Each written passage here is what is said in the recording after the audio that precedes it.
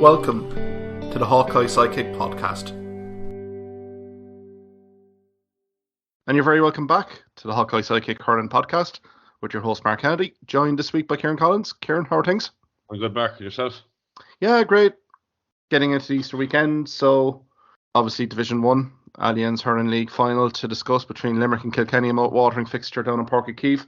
We'll have a look at that later. At the start of the show, we will look at the Division 2A final between Offaly and Kildare. That was played in Portlaoise last weekend, and that'll probably be a nice segue into the Joe McDonagh Cup, which kicks off this weekend. I suppose, Kieran, we'll start with the 2A hurling final between Offaly and Kildare. I was at the game in Portlaoise, and to be fair, massive contingent from Kildare. And I mean, the social media in Kildare was in overdrive for this game. But credit to Offaly, they stemmed an early storm and came out, I think, deserving winners in the end. Yeah, I suppose Kildare were aiming to reach the top flight for their first time in their history, I suppose. And sure, looked the perfect start, really. They started so strong, playing with the wind and rushing into a 1-4 to 1 point lead. Very well taken goal by Jerry Keegan. I think in that period, like especially in the first quarter, like Kildare dominated over Offaly, especially like Offaly's were putting puckouts long, and Kildare just seemed to mop it up and made it all count in the first half. But I think slowly Offaly came back into it, and like they were. I think it all started from the back. I think defensively they were so solid, and once they found their rhythm, I think it all came from there. Like Kieran Burke, Ben Connolly, Jason Sampson, and I think Adrian Cleary sweeping got on the world of ball.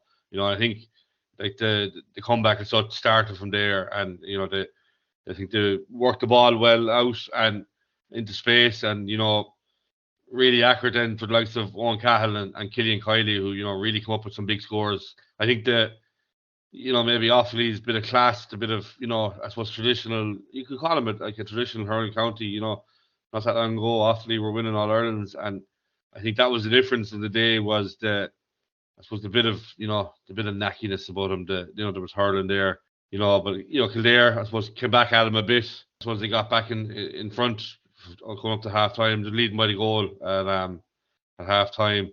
Offaly, could have been closer. I think Shane Dooley had a goal opportunity. I think he had all the hard work done, rounded the keeper just to take it home. And I think he went for the harder or the spectacular score, but I suppose in the end it didn't really matter. But I think, to be fair, Offaly stemmed that kind of comeback then, and in the third quarter, they really just kind of blew Kildare out of it. The first 25 minutes, Offaly just dominated, and they outscored Kildare by 10 points to 2 in that period. So, and I think that was the winning of the match for them. Kildare, to be fair, came at them again. I suppose they had at one stage had the lead cut to 2, a Bride Diagon point for Offaly, last puck of the game, out to 3 before obviously Kildare got a 20-meter free, and I suppose kept Offaly in their toes right till the end. Yeah, look, Offaly will be delighted. They're going to go through a hard 7 or 8 week period of playing week on week. There's the signs of a really good team there. They had a very good minor team last year. I think they'll be looking to blood a few of these guys in the next year or two. I think Charlie Mitchell, who came on it after half time, came in a full forward there. He really gave him a target up front. David Nally is super sideline. I think he's as good as any player for the sideline cuts. Great point. I think he's had a few this year already. Yeah, look, I think Kildare are lucky, unbeaten in the league. Maybe it's, as the saying goes, you kind of have to lose one to win one, and hopefully they react in the right way and come back stronger next year. Even with Joe McDonagh Cup as well coming in here as well, Kieran, for sure. But I suppose for Kildare, there are plenty of positives, particularly in that first half. Thought they started the game exceedingly well, particularly in the half-back, midfield, half-forward line. They were creating an awful lot of overlaps. And I thought the Bourne brothers, and particularly McCabe as well, particularly in that first 10-15 minutes, when they had that kind of purple patch when Keegan's goal went in, and that was a superb move, actually. I thought it was probably one of the goals of the league so far. But all credit to Offaly. I mean, the other thing for Kildare, they never gave up, really. The way that Offaly kind of squeezed the life out of Kildare, particularly in that third quarter, other teams would have accepted their fate, but they continued to battle away. And I mean, to be fair, Kieran, right at the end, when you had a chance at 21 metre free to kind of get into extra time. I mean, I think it was testament to Kildare, their fortitude, determination, But I think there was some kind of subtle kind of hurling, probably skill set issues here from Kildare, particularly when the Offaly defence, particularly Cleary and Sweeper, thought he game managed particularly well. Just thought there was a little bit of a skill set issue there from Kildare, particularly in the distribution and also some of their shot selection, particularly in that opening half. There was 8 wides in that first half, and I think at least 4 or 5 of them should have gone over, really. That could have really kind of painted a different impression on the game. Kildare did go out of it on 2 different occasions. In the first half, from the 9th to the 22nd minute, they didn't register a score, and in that period, Offaly registered 5. And again, in the the third quarter, second half, that period where Offaly outscored them 10 points to 2. I think that was the winning of the game, really. But look, fair dues to Kildare. They've had a very good league campaign. I think people have now stood up and are noticing what's going on there. I think after Lace won the Intermediate All-Ireland there 3 years ago maybe, and running Ballyhale, to a very tight game earlier last year. People are kind of noticing Kildare now. They're it's something that's happened in the last year. David Herty's been in place for the last couple of years. The work is going in. The clubs. I know Naas were playing in the Kilkenny leagues underage. They're getting great exposure to hurling. They wouldn't be natural, traditional hurlers. Football was probably always number one. But, the work has gone on. And, I suppose you could say the same in Offaly. There's a lot of work going on in the background. And I suppose it's a testament to both teams. They both had a very good league campaign, unbeaten. I think, for Kildare, I think if they keep the work up, they'll be thereabouts next year again and keep building on what they have, because you can't take it away from. I think at the start of the league, not many would have predicted Kildare would have been in that league final. Absolutely agree, Kieran, because I think that opening day win down in Netwatch, Dr. Cullen Park against Carlow really pricked a few ears that Kildare meant business, and they continue that throughout the league. An awful lot of marquee results. I mean, they come into the Joe McDonagh after last season's triumph in Christy Ring. So there's an awful lot of momentum there. I don't think this season or this final should define them. And I think they will take stock of this win. I think just Offaly just had a few more kind of clutch moments, particularly in that third quarter. But I think we mentioned last week here, Kieran, in terms of for Offaly to win, they needed more production from people other than Owen Cal. And I mean, look at the stats, really. I mean, Owen Cal chipped in with 11 points, but you had Kiley, 4 points, Nally with 3 points, one of them being that glorious sideline cut. You had Cleary from Sweeper with 2 points, Sampson from Shinrone, 2 points from wing back. You had then Shane Dooley and then Brian Dignan as well with 1 point each. So, I mean, it was a complete team performance here from Offaly to really get them over the line, and that must be a very pleasing aspect for Johnny Kelly and the management.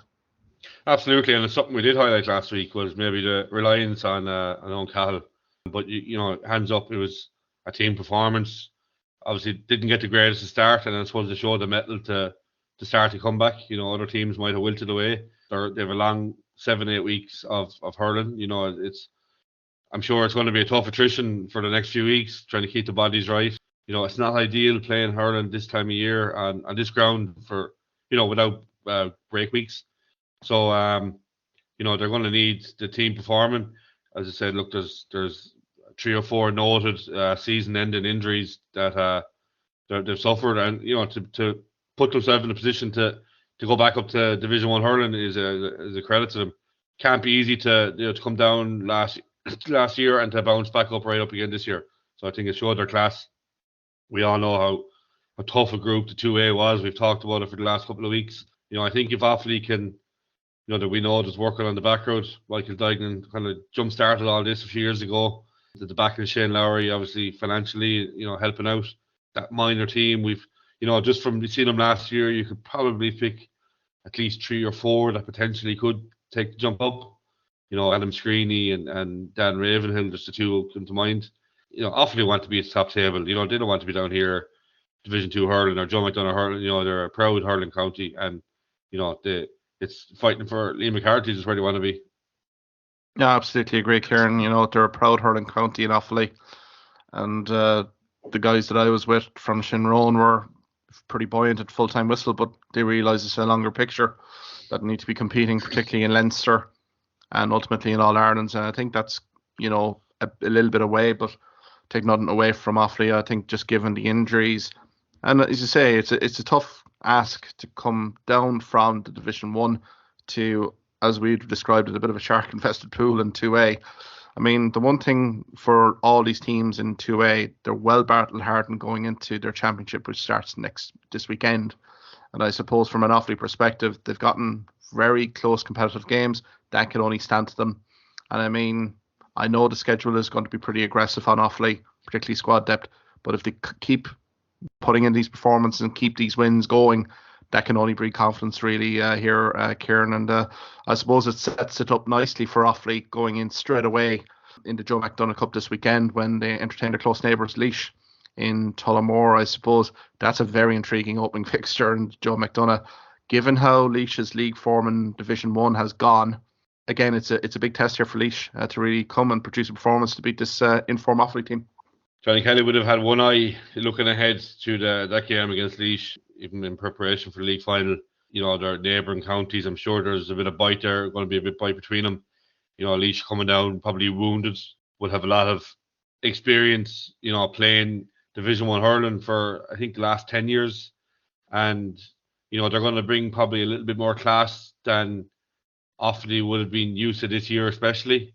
You know, like Kildare and Kerry, they're good teams, but I think they're all of a similar quality.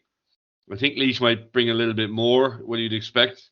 I think they've looking across the field, they have, you know, possibly better players on paper, but I think it's all down to the Laois mindset and how they react to being demoted from Division 1 hurling this year. You know, I think it's all to play for. You know, I suppose the best thing for any team is momentum, but I suppose the one concern will be the attrition they're playing week in, week out for 8 weeks on, you know, on soft ground, like ground.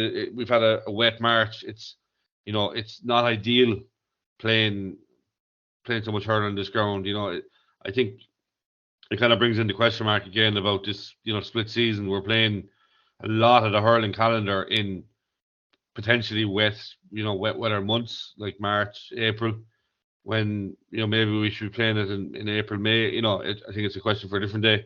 But playing on this ground, you know, is a recipe for injuries, I suppose. And, you know, in case of Offaly, I'm sure their panel is stretched as it is, you know, and if they were to pick up any more injuries or, you know, even red cards, it would really test them further. One thing as well, Mark, just you kind of noticed last week when Charlie Mitchell came on the field, and it questioned me straight away, just with the under 20 rule, because Charlie Mitchell would have come on the week before as well against Kerry, and then when he played Saturday, he played for the under 20s, and then came on as a sub again on Sunday, the day after. So exactly, just puts into question the new rule this year regarding under 20s, where they weren't to play any more than one game in a 7-day period. And I've just read up on it that coming on as a sub constitutes as a game. So just, I suppose, coming into the GAA consistency again on dealing with things. Just I haven't heard anything all week about it, so maybe Kildare have an issue with it, but it just, I suppose, for myself going forward, what is like to stop the likes of maybe Limerick playing Adam English in another 20s game and a senior game in, you know, round robin or further on. You know, is there a penalty, or, you know, I'm just, I suppose, out of curiosity more so. I think clarification is definitely required now, Kieran, because you can say this is league, but now we're heading into championship now in the next few weeks. And again, the under 20s schedule is going to be clashing with the senior provincial championship. So, I mean, we're not kind of intimating anything here, but I think Mitchell had featured for the under 20s less than 24 hours before the Offaly Kildare game. So I think there just needs to be, it's a little bit of murky water again, isn't it, Kieran? Just in terms of the rule implementation, because I assumed that Charlie Mitchell wouldn't be featuring for Offaly.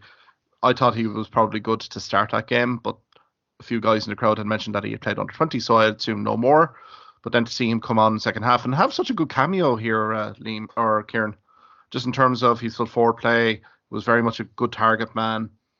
And again, it just blurs the lines in terms of under 20s now, and you could see maybe other counties now looking at this as a case study to maybe, if an under 20 is absolutely flying it in senior training, to just basically put him in and break this rule, and who is going to basically govern it.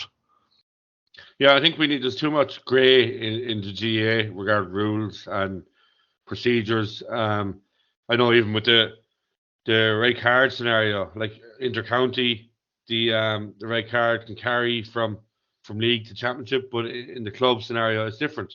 You pick up a red card in the league, it carries forward to your next league game. So, it doesn't make any sense having different rules for either club or inter-county level. And I think the GA need to just be more black and white and close all these grey areas, because it just leaves them open to to criticism. And I suppose if you're a management or team management, that you need to know like black and white. You don't need to know, instead of this guessing. It seems like it's a guessing game all the time. Absolutely. Like, I mean, results administration here, 101 is like, obviously there's match officials at under 20 games. Surely that should be relayed back to whoever the officiating crew is, to the Offaly Kildare, to make that kind of judgment call. And if they're seeing team sheets here to adjudicate, again, should it really be the match officials to be really adjudicating or governing this as well? I think there should be some kind of GA governance here in terms of the results committee, really. So I think it's left a little bit of murky water. Great, they kind of put the under 20 eligibility rule here, but there's a second part, and that's the implementation of that rule. And we've kind of seen quite clearly here in this case study that it's not working in terms of that. And I think that's going to be an intriguing subplot, because look, we're in Joe McDonagh mode now for the next few weeks, and as I said, under 20 games are going to come thick and fast here. So, but I mean, that Offaly Laois game here, I'd agree with you here. I mean, Laois will be pretty much will be an upgrade for Offaly. But again, Offaly coming in good form. I suppose Stephen Maher here, you've Keys as well from Laois. I think it's just a mindset from Laois coming in after the league. Bill Maher is going to have to earn his crust here in Laois in terms of getting the team picked up to really kind of come in, because Offaly are coming in buoyant here. So who do you tip in this opening fixture here on Saturday at 3 o'clock in Tullamore? Yeah, I think for Maher it's more of a mental preparation for the Joe McDonagh more rather than hurling. I still, if you're looking at it, I think Offaly have had a hard few weeks. I'm sure they would have put everything into the league final.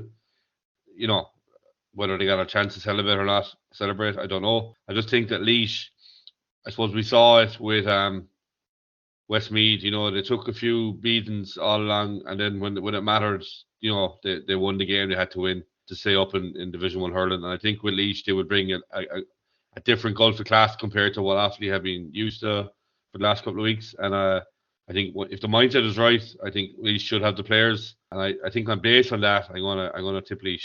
Yeah, because a few of the guys have been listening to podcasts, and we've kind of backed against Offaly there for the last few weeks, so I might change my tune here a little bit after last weekend. I think Offaly, there's momentum here, but there is the danger here that there's a flat performance coming, just given with the schedule.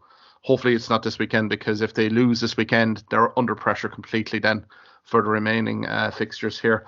Yeah, I'll just slightly hedge to Offaly, but I wouldn't be all surprised if this is a draw here, Kieran, because two fiercely passionate hurling counties, literally. And neighbours as well. Exactly. So around Durrow now, I'd said there'd be great banter around Offaly and Laois. They're leading up to this game, so wouldn't be all surprised at a draw. I suppose we go to Kildare as well. I mean, Kildare having to regroup this week, a quick turnaround for Saturday, going to Netwatch Cullen Park against Carlow. So, I mean, this is the scene of the opening league game that Kildare played. But I think our sense here, Kieran, is that Carlow is going to be a completely different animal come championship to what they faced Kildare in the league. They're back in February. Yeah, I think Carlow played in sports, really, didn't they? Looking at the league, they were flat one week and up another week. And look, as we've talked all along, you don't know what workload teams are under in any week. And Carlow, I suppose, look, they're a strong hurling county for the last few years. They've been consistently there, and I'm sure they've been sharpening the knives. Looking at Kildare, they've had a few weeks break now. Kildare probably had a 1 week break, but Carlow had the week break, get the bodies right, and I suppose they've had the chance to reset and focus the minds on the Joe McDonagh, where the Kildare, you're rushing in from one competition to the next, which in all fairness, it's not right. I don't think that. The teams to be rushing from a 2 or 2A final straight into Joe McDonagh. I don't think it's anyway fair to any of these teams, but look, so it is, that's the way it is. But yeah, I think, Carlow will have the knife sharpened and probably have more mental preparation done than Kildare. I'm sure Kildare will, they'll be seeding over the last week. I'm sure they were on the verge of new heights for their hurling team. And, I think if it'll all be down to this week and how they approach it. It's a loss, something they haven't had this year. I think they'll need a big performance at least. Even if they don't win, that the performance is right and there to carry him for the weeks ahead. But I think, the Kildare have been on the road for the last few weeks, bar one game. Cardiff had the break, just nudging it. I'm going against the unbeaten team again here, but there's going to be a step up in intensity, pace, and just going to give it to Carlo. Yeah, because Tom Mullally being the manager of Carlo, he knows everything that needs to be known about Kildare hurling, given his tenure as Kildare manager a few years ago. He really set the foundation stones here, to which David Herity has built on and developed, also in terms of his tutelage of Nace. So he knows everything that needs to be known about Kildare hurling. I suppose the issue here for Carlo is discipline. They had inundated red cards during that league campaign. If they can keep themselves clean in terms of discipline, I think they may have a great chance here. Perfectly do. You have the likes of Kavanagh, you have Cody there as well. Doyle has come in with a few goals as well. But I think, from a Carlo, they're a different animal when it comes to championship, and at home with a fervorous crowd behind them, I think this is going to be a far more difficult assignment here for Kildare. I think David Herity, a bit like Bill Maher, is going to have to earn his crust this week with Kildare. Really, at the final whistle, you could see the dejection in an awful lot of Kildare players. That opportunity to get to Division 1 extinguished. So it's how they've recovered mentally from that setback. Because they've had, let's face it, last 12, 18 months has been incredible for Kildare hurling. So I think this is their first kind of real acid test. I think here, I'm with you. I think Kildare may be slightly vulnerable in this game because Carlo coming in completely under the radar here. I think an awful lot of people will be fancying Kildare, but I think Carlo here maybe by 2 or 3 points here. I think the fresher side as well. And I think they will have counteracted an awful lot of the issues that they would have seen against Kildare. And they know Kildare have a strong run game. If they can really press up and put pressure on Kildare, particularly in the middle third, that Offaly did, particularly defensively, I think they've seen the template to beat Kildare. I think Carlo here, they have their key men back. I think 2-3 point win here as well. But I think that will be a very entertaining game in Netwatch Cullen Park. And I suppose if we're talking about the first round of Joe McDonagh Cup, Kerry, who we have in previous podcast episodes really highlighted as this is really their year to really deliver with Stephen Malumphey, travel all the way up to Ballygrand to face Down. And that is a tough venue to actually get a result. I suppose, Kieran, from your perspective, Kerry, what's your expectations of Kerry this year? And will they get a result against Down on Saturday? Yeah, I think in the league to date, they've been poor, I suppose, compared to what we've seen of Kerry the last few years. I don't know, is there a certain lot of that, of, keeping the powder dry for the Joe McDonagh? I listened to Stephen Malumphey there, it's a good few weeks ago now, and, the number one target for the year was Joe McDonagh. They've been runner-up the last 3 years. So they've been the bridesmaids, and I think this is what's on the radar for this year. Kerry were wasteful at times in the league. I think probably relying on the two Conways, Shane and Jordan Conway, star players. They have the experience. Tough game. There's a long way from parts of Kerry up to the from the north part of Down. So I'm sure once all the game preparation and the travel and all is all done correctly, I think Kerry are probably a better hurling team what Down are, on the day. I would expect Kerry to come away with a win. I really would expect a lot of Kerry this year. The league form has been really mixed, but we all know a lot of teams do approach things differently, and maybe have training blocks in certain parts of the league. And I do think this is the target for Kerry this year, and a little bit like Waterford for Liam McCarthy. I think if they don't win it this year, they won't. But I think at the minute, based on the last few years' performances, and I think for against Down, I think Kerry will do it by maybe 2 or 3 points. Yeah, I think it's a tough place to go, but I think Down's league form has been very indifferent. And I go back to that Derry Down game where I think Derry could feel a bit aggrieved that they didn't win that game. There was a controversial last minute free that was given for Down. It went as a draw based on points difference. Down survived. Derry went down to 2B. I mean, that's not really kind of inspiring form going into Joe McDonagh Cup. Now, say what you say about Down. I mean, they have some nice forwards here, like Paul Sheehan, 44 points during the league. Pierce Og, Crickard, as well as 15 points as well. But again, I thought Kerry had some great moments against Offaly in that semi-final. I know they lost by 4 points, 23 points to 19, but particularly in that opening half, I thought the run game was very impressive from Kerry. Like Conway, Ross, Collins, I thought were superb. It was just that their shot selection, their accuracy really let them down in the opening half, really let Offaly off the hook. And I think Offaly would have been the first ones to admit that. I think if they can really kind of improve their accuracy here, no reason why Kerry can't go to Ballygran and really get a result here. Because, I mean, round 2, they play Carlow in Austin Stack Park in round 2. I mean, that's a kind of a must-win game for both teams, really, essentially. So, yeah, I'll tip Kerry here to get the job done against Down. But again, this is championship, intensity levels have been cranked up, and I think Kerry should be winning that game if they have any aspirations of getting to the summit of Joe McDonagh. And that will be the worry the last day, Mark. 21 wides that day, against Offaly. So, it's not that long ago. It's not like they can go back and work with the training ground. It was only last week. So, I think if they can tidy up and they're shooting, you'd expect them to do it. But, if they have a day like that again, all the way up there and down, different game then. Absolutely, because defensively they've been pretty solid throughout the year. I think it's just been shooting accuracy here. They've let teams back into contests. I can think in terms of the Carlow game in Austin Stack Park, where they were in control from good stages. Carlow getting reduced to a few players, but still were in touching distance towards the latter end of the game, which may have concerned Stephen Malumphey. But I think this is the ideal opportunity to really right those wrongs. And yeah, against Down, who I think really on paper here, you're kind of looking down through the teams here. I think Down are probably the lowest ranked here for me anyway, just given their league form against the other teams that are in this competition. So I think Kerry, should win this by 3 or 4 points. And I suppose round 2 we can probably preview next week, but that is Laois versus Down. So Down really are in must-win territory to get their home form sorted. Kildare playing Offaly straight away in Kildare, and Kerry Carlow as well in round 2. So I mean they're going to come thick and fast here. It's really dog eat dog, isn't it? As weeks go on, there's going to be no let up for the teams. Bar there's there a week's break scheduled 2 or 3 weeks in, isn't it? So exactly, it's tough going from carrying on from league into straight into their championship. It's tough going. It's going to really test squad depth, as we've said about Offaly here in terms of the injury list. It's going to really test the fortitude of management teams here, tactical nous.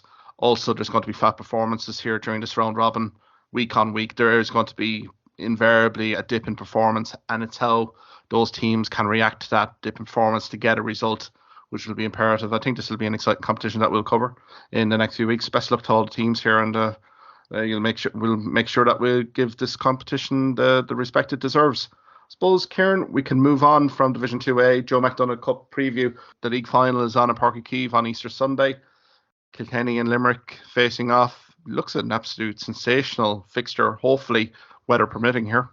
Yeah, sure. Replay of last year's All-Ireland final.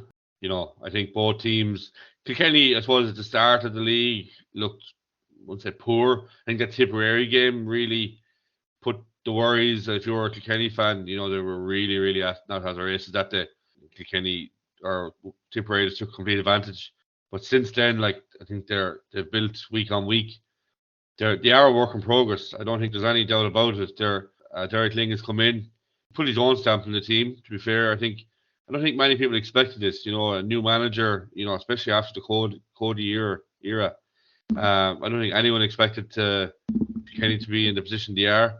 But if anyone has any doubts, watch Kilkenny against Cork in the semi-final. No matter who plays or what Kilkenny team, they bring the same fight and attitude, and they're just so honest, and they work their socks off. And I think that's 50 or 60% of the battle is that work rate. No matter who takes to the field, and Kilkenny will bring that every day. So I'd expect no different on Sunday. I think Limerick will face team. I suppose the intensity is similar to what Tipperary bought in the first half, but there'll be no let up from Kilkenny in the 70 minutes. They'll bring it for the whole game. I think looking back at the Cork game, we still haven't seen a full strength Kilkenny team. Owen Cody, I think, played one day. Still haven't seen TJ. Remains to see, will he feature? I imagine he would. Adrian Mullen, not sure if he's fit and back, ready to go. But add on these three guys to the team we saw against Cork, and these three guys alone, like they're going to add a different dimension completely to what we've seen. I've been really, really impressed with Kenny to date. I think defensively, they've only conceded 4 goals, which is similar to Limerick. They've conceded 5 over the 5-6 games. Defensively, I think they're solid, and they have choice. Like, just look across every line. I think they've created a strong panel. They've maybe lost 1 or 2 players, but they've an absolute find in Billy Drennan, who scored 265 to date in the league. It's really impressive for a young guy. But they have guys that like Kieran Kenny, who would have been wing forward, we've seen him wing back. Padraig Walsh, who would associate for the last few years, centre forward, back and cornerback.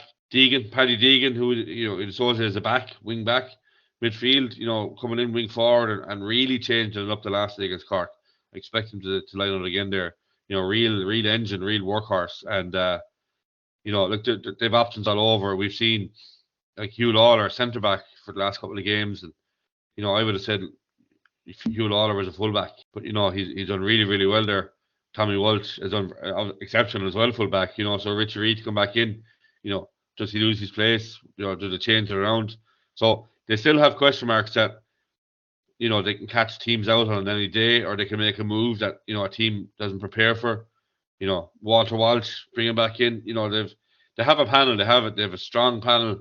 They're a strong team, and they are a work in progress. So they will get stronger as the weeks go on.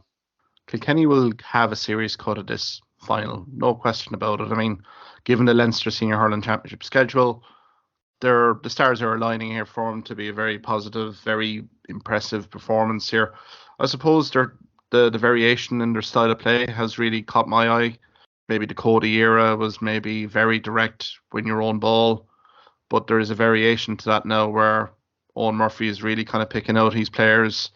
It's been worked through the lines. Paddy Deegan's working so industrially in that middle third here, really orchestrating.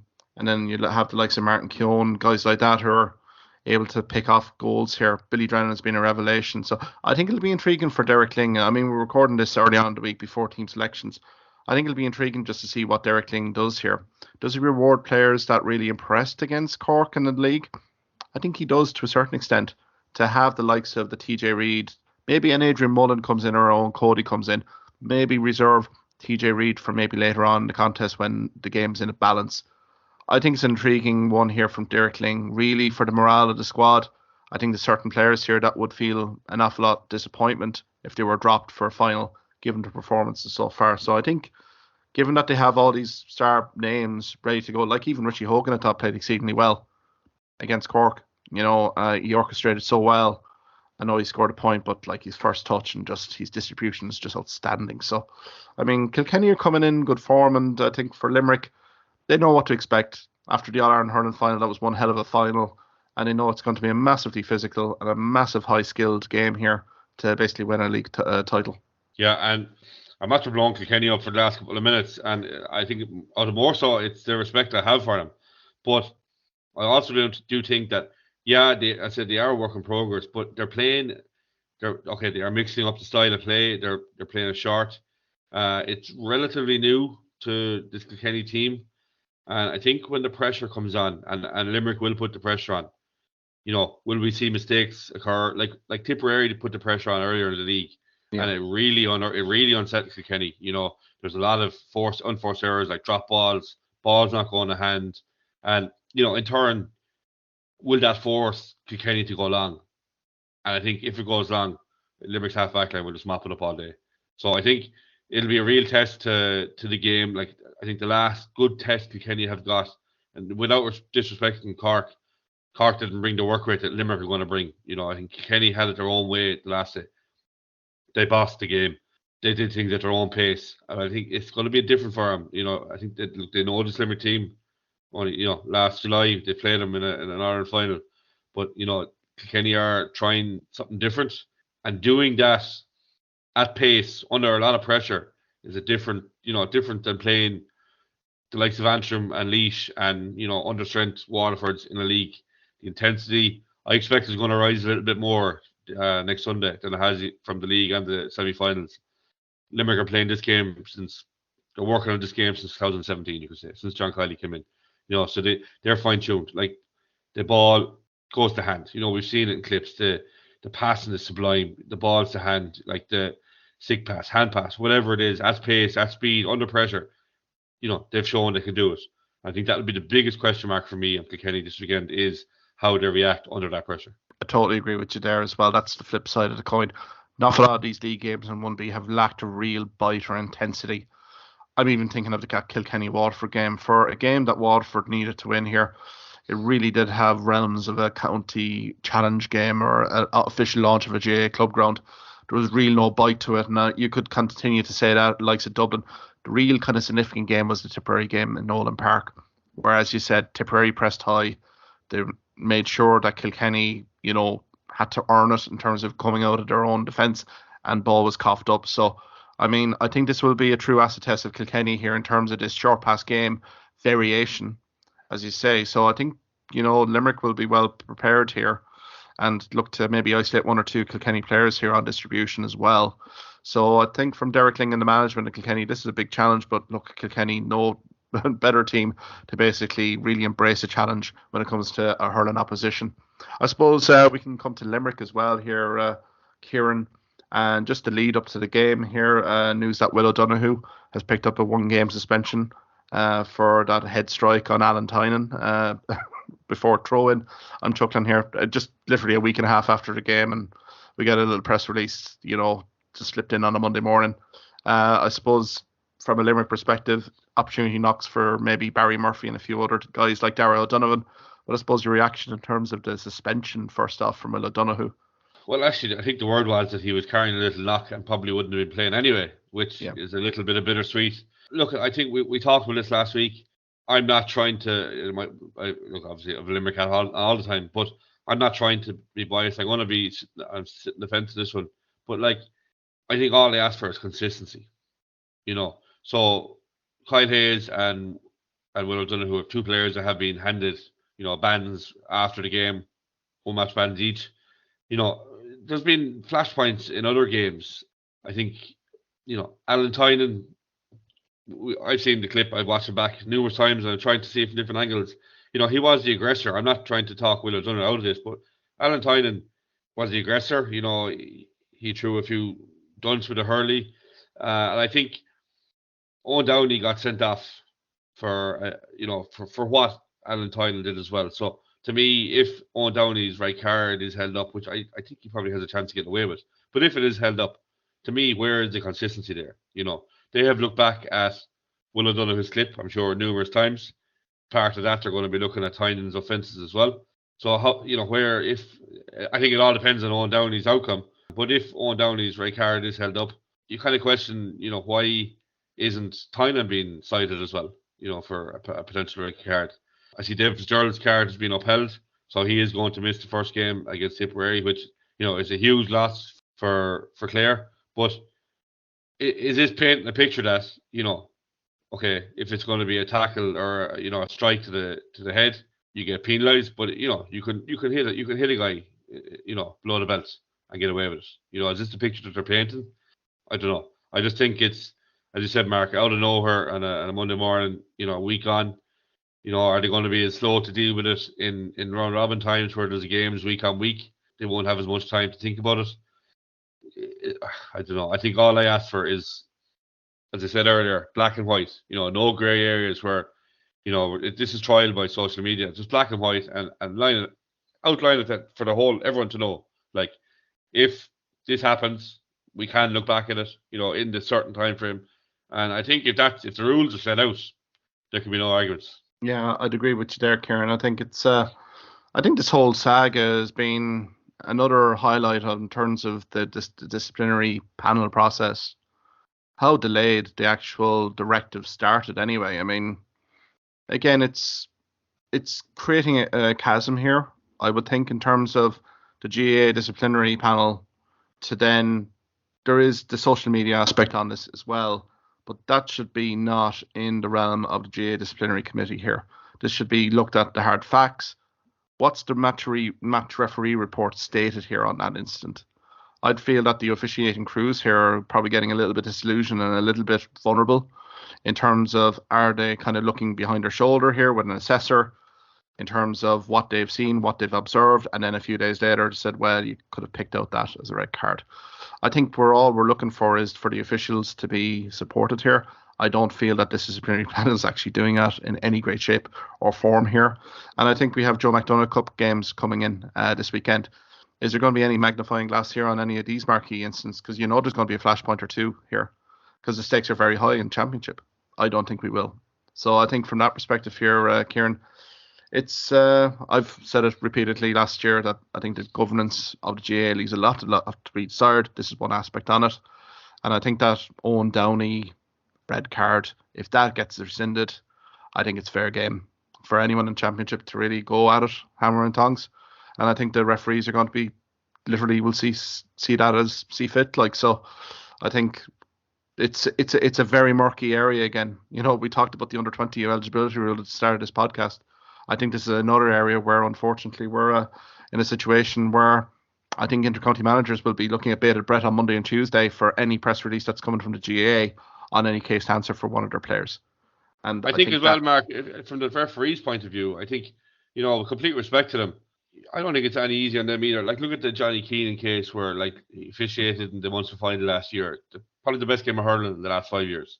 Absolutely. And he was stood down from refereeing based on calls he didn't make on the day. You know, he only refereed for the first time there 2 weeks ago. Yeah. Since that game. And like, where is the incentive for referees to get involved in the game? You know, we have a huge issue with refereeing in this country. Either the standard, and maybe it's not the refereeing standard, maybe it's the game. Maybe we need to look at new ways. It's the fastest sport probably in the world, or one of the fastest field sports in the world. You know, the ball travels from A to B in seconds, milliseconds. You know, is one man enough? You know, I don't know. I don't have the answers to any of this. But, you know, refereeing, I saw a stat there. Limerick referees 2 years ago there was 110. This year there's 50 something. So it's 50% drop. 50%. You know, and like they're gonna. Where is the incentive for anyone to get involved in refereeing? You know, I was at it was a senior league game last week, and referee turned up. There's no linesman, no umpires. You know, so like it's how one man can watch everything. It's not humanly possible. You know, so I'm sure it's down to a shortage of referees. But it's going to get worse unless they address it. It's going to get worse. But I think we need to have everyone on the same page. You know, we all love the sport. We all love hurling. But it seems to be GAA versus hurling folk versus referees. You know, instead of being all on the same page. And that's why I go back to, like, have it black and white so there can be no criticism. You know, let there be a sight master. We all know it in rugby. You know, there's incidents that get lost in the moment where a referee mightn't see it or it's not picked up, and there's a chance you could be cited. But it's out there. Everyone knows it's a possibility. But in hurling, I think it all depends who you are. You know, if it's seen on TV or if there's a TV camera there at all, even it all depends. I think as well what team are playing. I think there's probably an anti-Limerick brigade out there at the minute. I'm sure Kilkenny had the same back when they were on top, and Dublin as well. You know, we seem to have a lot of, you know, neighbouring counties who have the knives out for us. You know, that's fine, that's well and good, but I think regards what's shared on social media, the GAA should have their own procedure and protocol, and it should be out there for everyone to see. And I like this. Okay, well, I don't know. I'm sure John Kiley has had access to a referee's report and an official report from the CCCC, but, you know, like, put it out there. It leaves so many question marks. You know, if we knew the reasoning or knew, you know, certain procedures, like, it would become easier for everyone to understand, you know. I think it's that transparency angle here, Kieran. If people knew what was expected, I mean, even from a rugby league perspective or any other sports, a match referee report could be viewed, or, you know, even these match referees, the officiating crews have assessors now at these games. The assessor needs to be probably that judge of these kind of future incidents. If there is an action item to be placed, then he maybe has to get more involved in terms of providing that citation immediately after games to both managers and teams, that if there's cases to be answered for, they know ahead of time.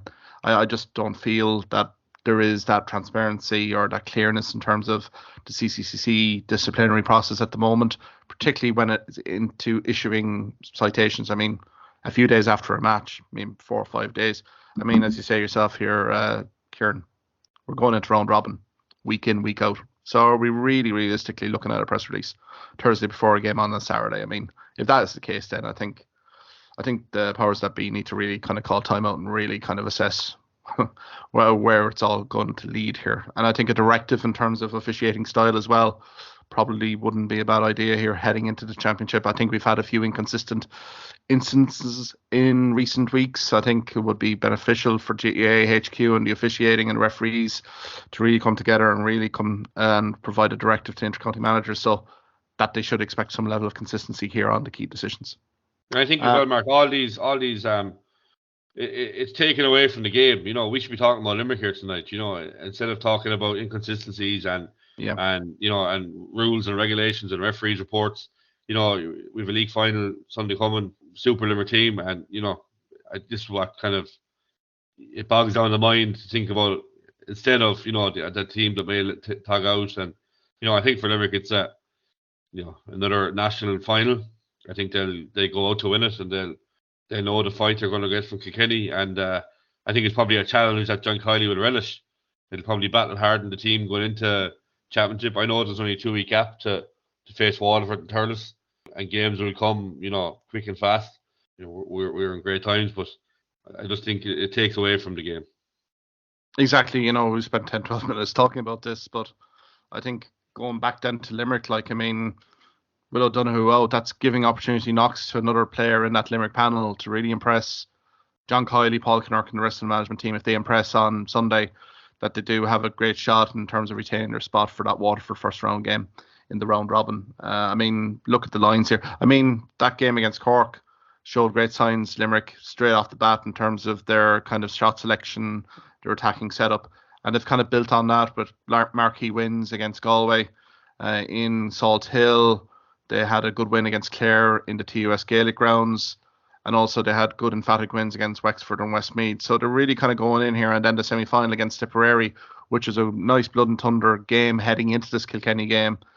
And just the third quarter was just absolutely awesome from Limerick. So, Limerick realised that the levels have to be cranked up here on Sunday. And I think John Kiley and Paul Kinnerk and the side have delivered in spades in recent years. And I don't think we can see that changing on Sunday, I would say. No, and I think this year compared to last year, we have probably a little bit more competition for places. I think if you're looking at the Limerick team, there's only maybe for a shoe-in for a jersey, there is players which would probably play, but I think Nicky Quaid and possibly Declan Hannon are the only two who are guaranteed jerseys for me. Every other position, has competition. Look at the full back line. Sean Finn, Mike Casey, Richie English, Barry Nash, Dan Morris, you could throw him in there. Two of them guys are going to be on the bench possibly Sunday, and again in 2 weeks' time against Waterford. The half back line probably will line out Burns, Hannon, and Kyle Hayes, I imagine. But again, you have Dan Morrissey who can play there, and also Colin Coughlin, who has he's really come on, I think, this year. Midfield again, Will O'Donoghue. Other teams who would lose a player at the stature of Will O'Donoghue, would be would really be the absence would be felt. But I think Barry Murphy coming back from a long-term injury he's impressed in a few games earlier this year, and it might be the strongest midfield in the country, I think, but I think Darragh Donovan has really upped his game in the last year or so as well.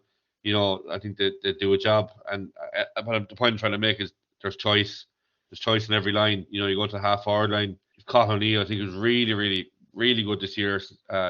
Missed a few early games through injury, but I think the last few games really come on. I think the thing with John Kiley is he doesn't rush young players. He brings them in, he gives them a little taste in year one, possibly in league. You won't see him again. We saw that with Cathal O'Neill 2 years ago. He got a few minutes in league. Last year, I think he was thrown in a bit quicker than John Kiley would like with Cian Lynch injured, but he really stood up last year against huge experience. I think this year, he's a different animal, and it's a sign to grow integrity. Tom Morrissey, if you don't play well, there's a guy here wanting to take your jersey. like I think even Seamus Flanagan could be in trouble for his jersey. I don't think he's been the same Seamus Flanagan we've seen last year, but he is a worker regardless. But you have Peter Casey back to fitness again. Really good game, especially in the second half against Tipperary. Aaron Gillan, like what you say, his name, it picks itself. And Donegal Dálaigh, Shane O'Brien, okay, while they're young and probably inexperienced, I think they've had really good league campaigns, and I think they're definitely put their hand up, and it's a great place to be for John Kiley. And will we see full strength team on Sunday? I think we'll see really close to it.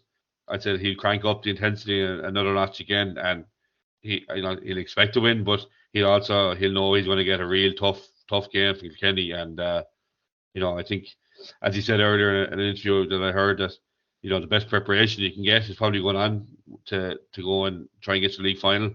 It's the best challenge game you're going to get. That Tipperary semi-final, for intensity, physicality, particularly in that first half against Tipperary, ticked all the boxes. And now you're kind of coming in against Kilkenny where that's a given. So I think for John Kiley, Paul Kinnerk, I think this is outstanding preparation. Regardless of a result on Sunday in Páirc Uí Chaoimh, it's outstanding preparation going into a Munster Senior Hurling Championship round against Waterford, who, let's say, they're under the radar at the moment here, Kieran, for sure. But I think they will bring out their best game. I think every team against Limerick brings out their best performance. They're the team to be shot at. So I think, again, Limerick have embraced that pressure. And I think, to be perfectly fair to Limerick, they're reveling in it as well, just how they're adjusting during these games, solving problems during games. I mean, particularly with Tipperary, in that first half, there was an awful lot of good things from Tipperary. Barry Hogan's puck-out distribution, player movement. But again, Limerick literally culled that within minute 30. Game is well and truly over after 55 minutes. So I think here, from a Kilkenny perspective, the intensity level will be upped, but I think there will be periods here where Limerick will be in dominant mode, and I think that's where I think the key will be here. Kilkenny, again, they haven't really kind of shown us in terms of a consistent 70 minutes. Now, no better team to basically shove that comment down the throat than Kilkenny. But again, this is a Limerick team that's well battle-hardened now. I do suspect that Limerick should be coming out of this maybe 3 to 4 point winners here under a stiff challenge. Would you agree with that, Kieran? I would, Mark, yeah. I think, while Kilkenny will fancy the challenge and they will probably have their own learnings from the All-Ireland last year, I think Limerick are probably a little bit of a different beast this year than last year. I think we kind of struggled a little bit last year, any team to lose Cian Lynch and Peter Casey to that as well, and still win on Ireland probably shows how strong we can be. But I think just even Cian Lynch back in, he's different gravy, really, isn't he? He's just, I suppose a lot of the work he does you don't really see, but just the passing, I'm sure it's just a headache in there for teams to defend against. And just the timing on his passing, picks up a ball so quickly, and in a ruck area, and he's just so good. And I think even Cian Lynch on his own this year just adds so much to the team. And I think he's a really good link man between the backs and the forwards as well, and a real creator for players around him. But I think Kilkenny, maybe with the addition of Drennan, I think they probably have a question mark themselves over who takes the freeze when TJ does come back in. To me personally, I would let Drennan take him, because I think if Drennan isn't in the game for the first 10 or 15 minutes, if he's not in the freeze, it's a different story. Like if TJ's not in the game, you wouldn't matter as much. I think so. I think Kilkenny, I think Drennan is the man for the freeze myself. But yeah, look, go back to Limerick. I think they are a lot stronger to date. I think a little bit ahead of where we were this time last year. And I think based on that, I think Limerick might come out on top. I was going to say 3-4 points would probably be a good call. Yeah. The weather conditions not looking that great in Cork for Sunday. Right now, it looks like it's raining. The forecast 24-25 kilometre an hour winds, which may really impact the game of two halves. But I suppose the Cian Lynch angle as well, Kieran, just in terms of if Hugh Lawler is playing at that half-back line, how is his positioning in his game reading going to be impacted here? Because Lynch will move around the pitch. He'll look to get involved. He'll look to create space for others. So I think that may be a fascinating subplot here as well for Kilkenny, how they're really going to kind of protect their full back line here a little bit, particularly if you have the likes of Peter Casey, Aaron Gillan inside. I wonder if the Dálaigh probably will feature at 15 as well here as well. If they get acres of space inside, that is a full forward line that's going to wreak havoc here. So I think from a Derek Ling and a Kilkenny, I think it's more for me, it's the Kilkenny approach to this game is going to be more the fascinating subplot here, just in terms of what we talked about, both their game plan, but also in terms of their team selection. So I think that's going to be it's an interesting final. I think it's going to be really whet the appetite for our championship in the next 2 weeks. And I think we've been sitting on the fence for the last few weeks on naming the three to come out of Munster. I think we're edging closer to that now, maybe next week or so, Mark. So, it's changing my mind over and back for the last few weeks. And I think as it gets closer, it's no easier to call. So we'll have to hedge our bets on who we think's going to come out of it. I think we're going to have to put up or shut up next week anyway, Kieran, in the next week's podcast for sure. Hopefully we'll have Rory back and we'll have James hopefully back as well next week for a bit of an initial preview. I suppose we can wrap it up there, Kieran. I think an awful lot to digest there anyway, but some great points as always from you, Kieran. Thanks for that. Enjoy the weekend. I suppose next week we'll focus in on the Joe McDonagh round 1, just to see the main highlights from that tournament. Also, we'll look at the Kilkenny Limerick division final. And also we'll look at the interprovincials, Leinster and Munster, and put our heads on the block in terms of who's going to be the top 3 for either province. So until then, Kieran, enjoy the weekend. We'll chat next week. Same to you, Mark. Cheers. Thank you for listening to this podcast episode. If you liked what you heard in this podcast, why not subscribe to the Hawkeye Sidekick podcast on either Amazon, Spotify, YouTube or Twitter platforms. You can also follow me at Hawkeye Sidekick on Facebook and Twitter for the latest sporting opinions, articles and reports.